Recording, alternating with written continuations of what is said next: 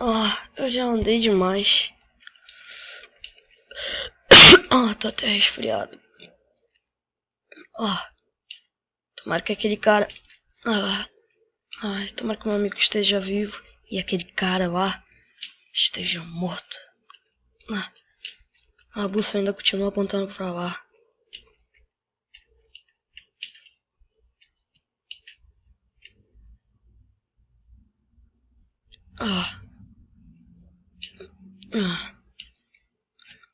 Vamos.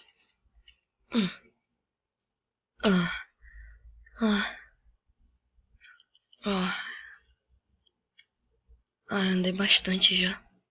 Tô de noite já. Que é isso? Uma flor? Um livro?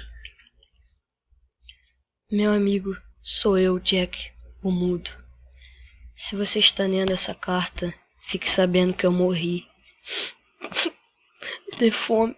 Vou sentir muita saudade de você, porque você foi o melhor amigo que eu já tive nessa vida. Não, isso não pode estar acontecendo. Ele não morreu.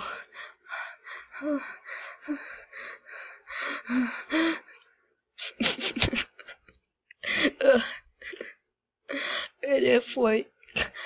Eu fui o melhor amigo dele nessa vida. Só pode ter sido aquele desgraçado. Está aqui que ele morreu de fome.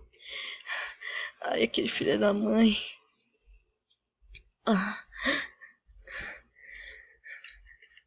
Só pode ser aqui o corpo dele. Fica com Deus, meu amigo. Eu vou sentir muita saudade. Adeus.